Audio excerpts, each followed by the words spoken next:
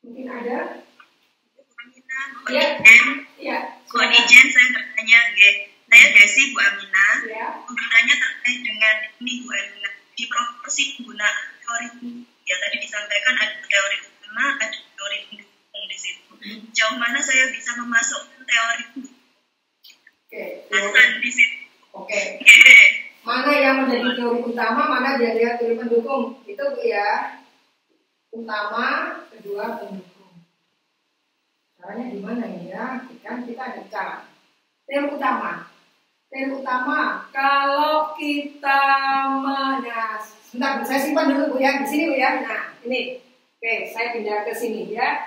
Ini identifikasi kerangka teoritis dan kerangka konseptual Ibu ya. Nanti saya jawab Ibu. Baik, ini pertanyaan yang menarik ya. Saya mau sampaikan ke sini dulu. Ada perbedaan antara kerangka teoritis dan kerangka konseptual. Tapi ini orang sering menyamakan kerangka teoritis, kerangka konseptual itu hal yang berbeda, tidak sinonim. Jadi kalau Bapak Ibu nanti membuat kerangka teoritis, itu artinya Bapak Ibu bukan meringkas hasil penelitian dari orang-orang yang sudah melakukan penelitian terdahulu. Ya, kerangka teori itu sudah diuji oleh orang beberapa kali. Kerangka teori yang diuji apa? Yang diuji adalah teori. Jadi nanti dalam disertasi Bapak Ibu harus bisa memilih teori besarnya.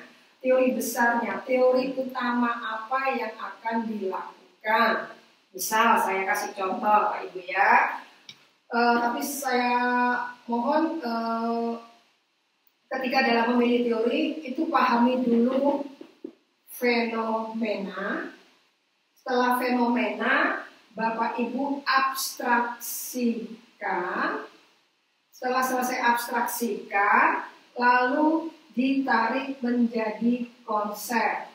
Kalau sudah ketemu konsepnya, gampang Bapak Ibu cari teorinya. Karena teori adalah hubungan antar konsep.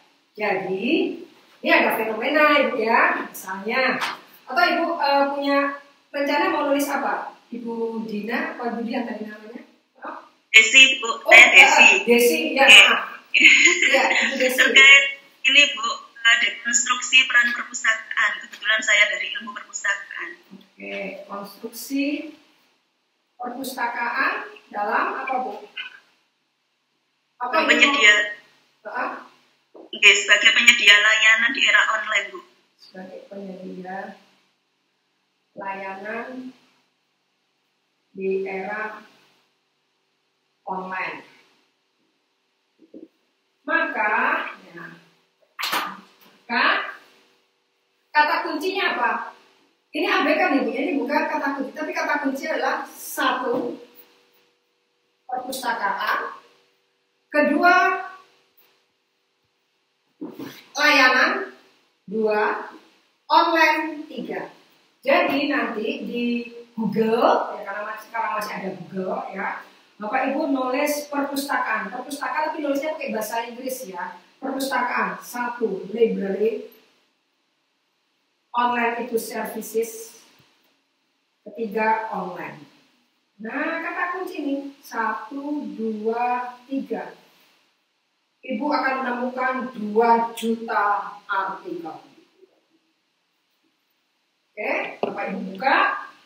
Karena tadi saya sudah mengatakan bahwa untuk memudahkan melakukan tinjauan pustaka, maka Bapak Ibu lebih baik membaca jurnal yang terakreditasi atau terindeks. Karena di situ sudah pasti artikel-artikel itu diseleksi dengan ketat. Karena artikel-artikel yang terakreditasi itu adalah sebagai sarana diseminasi hasil riset. Jadi otomatis hasil riset, maka gampang kan? Nah, kata library services online.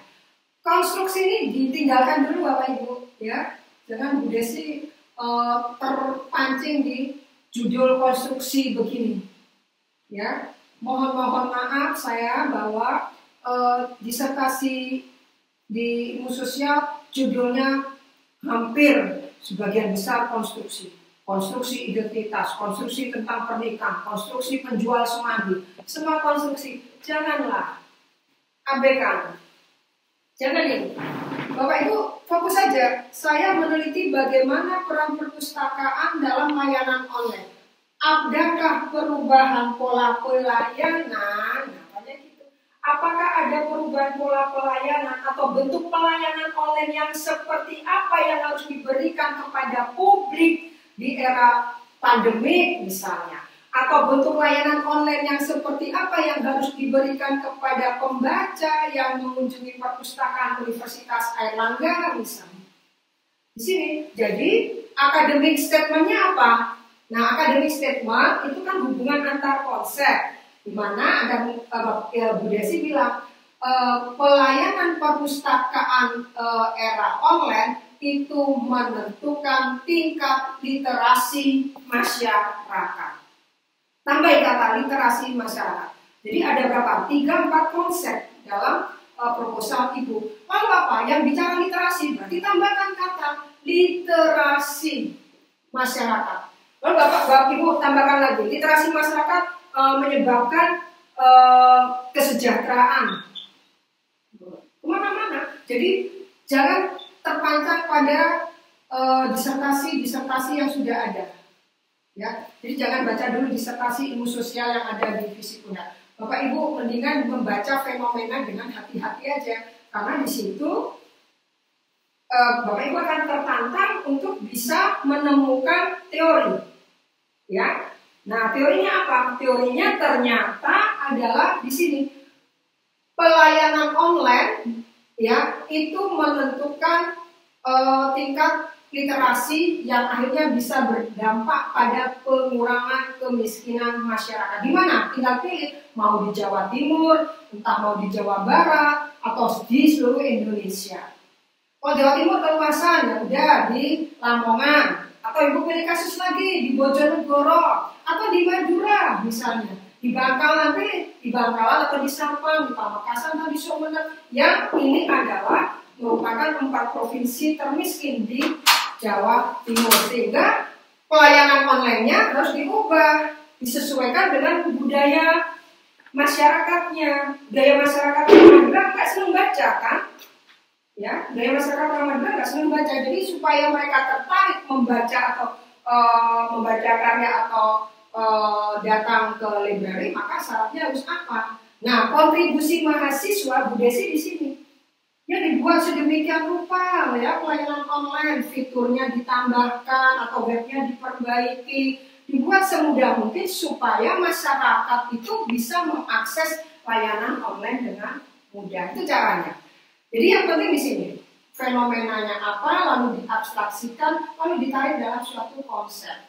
Konsep, kalau sudah ketemu konsepnya, otomatis Bapak Ibu akan mudah ketemu teorinya. Karena perumusan masalah statement akademik itu hubungan antar konsep. Sementara teori juga hubungan antar konsep. Jadi sebenarnya ketika menemukan konsep dan teori itu nggak sulit sebenarnya. Kalau perumusan masalahnya benar, teorinya akan gampang ditemukan.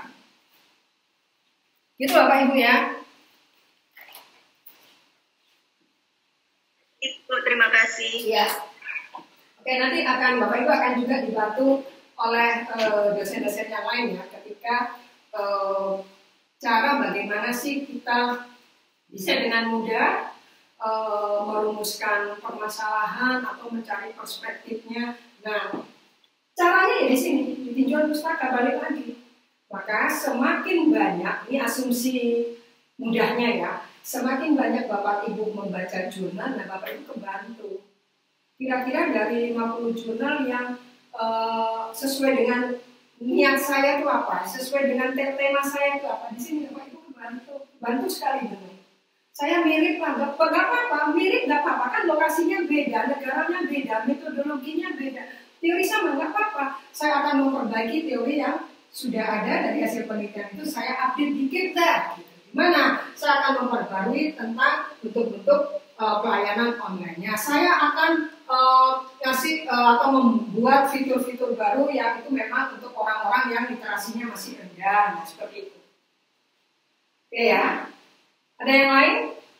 Ya mungkin saya bisa membantu ya. Ada yang lain? Terakhir ya ini ya. Saya sampaikan pada Bapak Ibu. Jadi bagaimana kita merumuskan kerangka teori? Ini penting. Nanti kalau saya tidak menyampaikan ini, Bapak Ibu akan mengalami kesulitan. Jadi bagaimana membuat kerangka teori? Yang pertama adalah kembali, Bapak Ibu harus bisa mengidentifikasi konsep. Ini ya, konsep.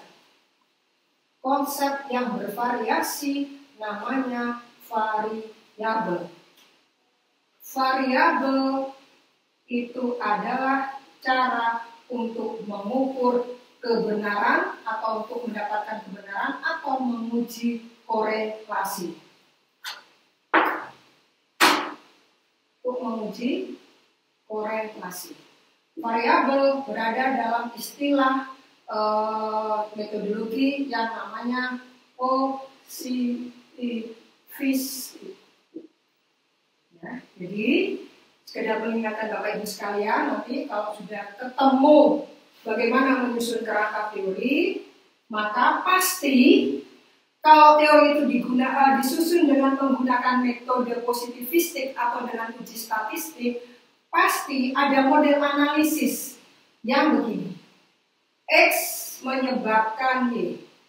Variabel X itu variabel bebas. X variabel bebas ya. Y adalah variabel dependen. Y variabel dependen. Nama lainnya variabel terikat. Gitu ya. Oke. X, saya kasih contoh yang paling gampang. Ini contoh klasik saya. Di mana-mana ketika saya mengajar metodologi, gampangannya variabel X-nya apa? Merokok. Ini contoh yang paling gampang. Menyebabkan kanker paru-paru. Atau merokok menyebabkan mati. Ini logika sederhana, Bapak Ibu ingat, ketika kita ingin menyusun atau menentukan teori apa yang kita pilih, maka yang pertama adalah identifikasi konsep. Konsep itu dalam bahasa paradigma positivistik atau Bapak Ibu jika menggunakan metode kuantitatif yang logikanya adalah logika deduktif, maka konsep itu diterjemahkan menjadi variabel. Variabel adalah konsep yang bervariasi. Ada X1, X2, ada Y1, Y2, ada variabel intervening, Z, ada variabel pengganggu, dan sebagainya.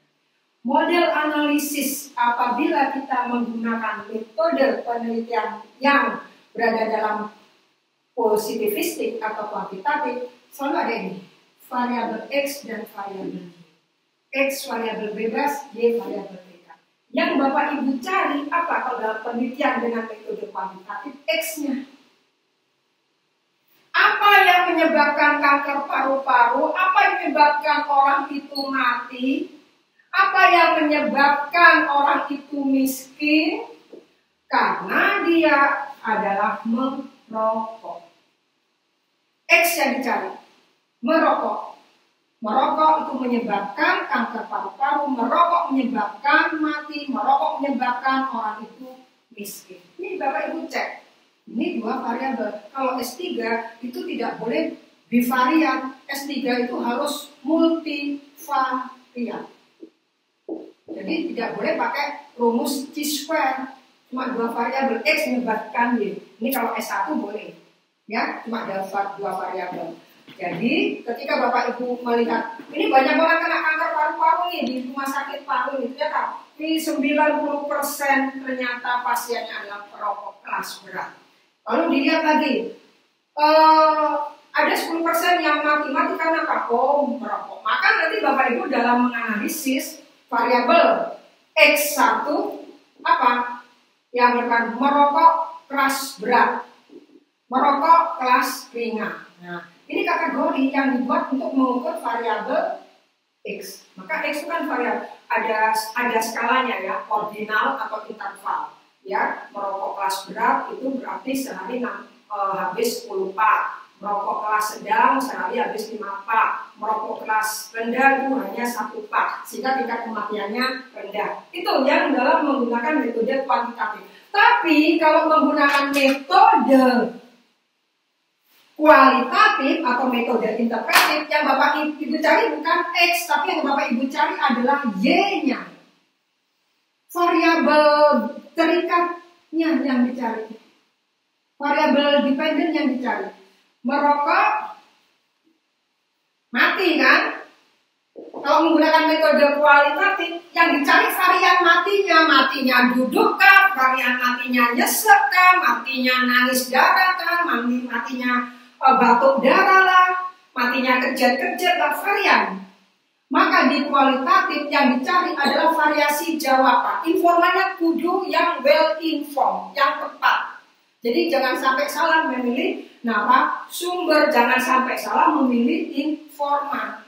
Nah, kalau yang kuantitatif tadi enak, sebarkan kuesioner, saya pakai stratified random sampling, saya sebarkan di wilayah RTA 100 orang, RTB 50 orang, RTC adalah 20 orang, rata-rata ketemu memang yang paling mematikan merokok adalah yang perokoknya kelas berat, sehari habis 10 pak, mati gitu. Dan juga menyebabkan kemiskinan karena nggak pernah makan, beli rokok terus. Nah, gitu ya. Jadi bedanya kalau penelitian di kuantitatif itu yang dicari adalah X-nya, tapi kalau di metode kualitatif interpretif yang dicari Y-nya.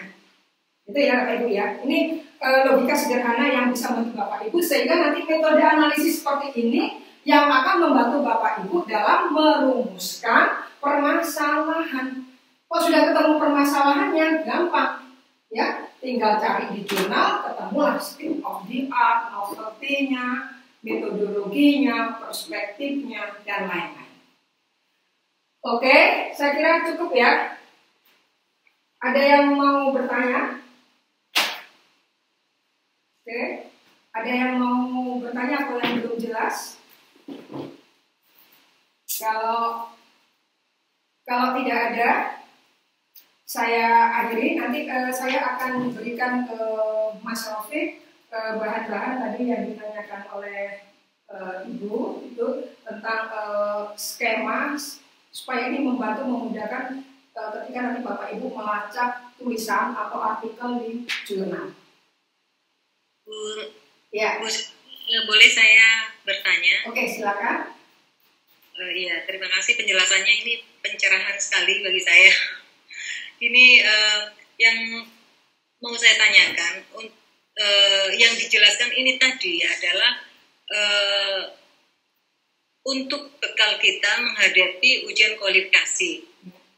Ya, seberapa luas yang kita jelaskan dalam ketika kita akan memasukkan tulisan-tulisan di dalam pembuatan kualifikasi, pre-proposal kualifikasi. Terus yang kedua, pertanyaan saya tentang judul, barangkali mungkin bisa disinggung sedikit aja, korelasi atau hubungan kalau misalnya kita membuat satu linier antara judul kemudian ke perspektif, bukan tema ya Ibu, ya mungkin judul ke perspektif kemudian sampai ke metodologi, itu yang bisa menjadi linier, artinya seperti apa.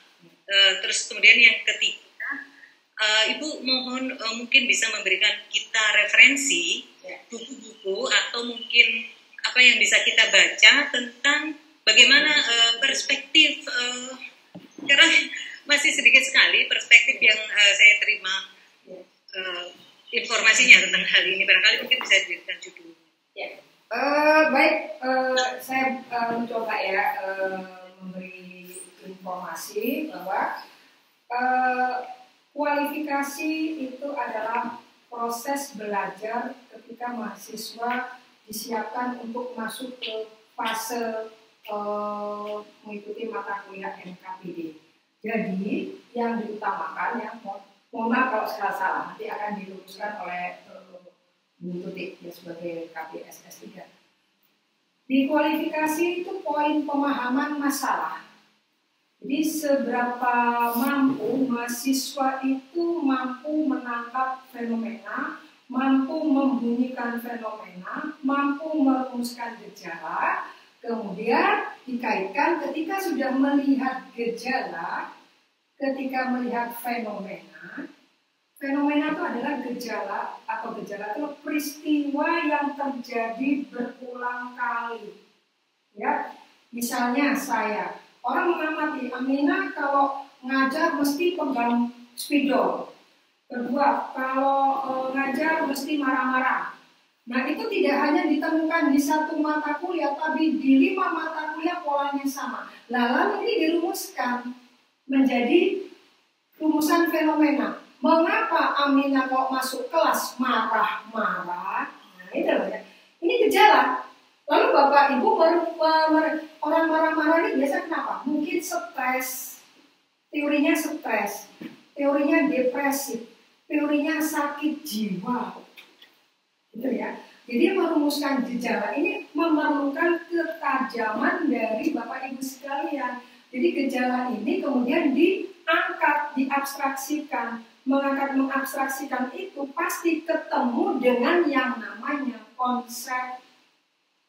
Ya, konsep tadi saya bilang, misalnya ya, kalau di kedokteran gampang, gejala diare, gejala sesak nafas, hilang penciuman, langsung COVID. Ya, terus di ilmu kedokteran ada lagi panas dingin, meriang, gejalanya kan, lalu batuk-batuk, gitu ya. Tapi suka doyan makan, apa namanya? Lapar. Gejala orang lapar, panas dingin, keringatan, gitu ya. Tapi nafsu makannya besar, itu orang lapar. Kalau orang sakit kan nafsu makannya nggak ada. Jadi kalau di ilmu kedokteran itu jelas definisi konsep lapar dan konsep diare atau konsep mah. Ini sendiri-sendiri gejalanya. Ya, oke. Kedua, jadi Bapak Ibu nanti di masa itu cara memahami, menangkap, merumuskan masalah, lalu pemahaman masalah terkait dengan apa? Pemilihan teori, pemilihan perspektif, penggunaan atau pemilihan metodologi ini yang dinilai. Komponen-komponen di dalam kualifikasi. Permasalahannya di mana? Jadi di sini nanti ditulis di latar belakang masalah. Dalam latar belakang masalah harus sudah mulai ada muatan 1, 2, 3 paragraf tentang theoretical gap. Bapak Ibu harus sudah mulai merumuskan tentang signifikansi dari permasalahan itu, kenapa perlu diteliti. Bapak Ibu juga harus sudah mampu merumuskan tujuan penelitian. Bapak Ibu sudah harus mampu merumuskan masalah penelitian. Ini nanti termasuk juga menentukan metodologi penelitian. Maka dalam kualifikasi sebenarnya yang dinilai adalah aspek ontologi, epistemologinya, dan metodologi. 3 hal bidang filsafat ilmu yang dinilai. Ontologi, epistemologi, dan metodologi. Syukur-syukur kalau aksiologi, karena ini nanti akan menjadi penilaian atas kontribusi Bapak Ibu dari disertasi ini atau dalam mengukur novelty-nya. Oke, itu ya di kualifikasi. Lalu tentang judul, ya saya mencoba menjelaskan begini. Judul, perspektif, dan metodologi. Judul, misalnya ya, disertasi saya, misalnya negara, pasar, masyarakat. Ya, apa sih? Lupa saya. Negara, pasar, masyarakat. Terus kalau nggak salah ya, saya lupa dengan disertasi saya. Perspektif, politik, ekonomi, dan kultural. Nah ya, dalam pengembangan bus rapid transit Transjakarta, ini disertasi saya, sosiologi politik. sosiologi ekonomi. Ini konsep besarnya. Jadi saya di sini sudah jelas ya. Saya menggunakan teori negara pasar masyarakat. Perspektifnya politik, ekonomi, kultural. Objek yang saya teliti pengembangan BRT Transjakarta.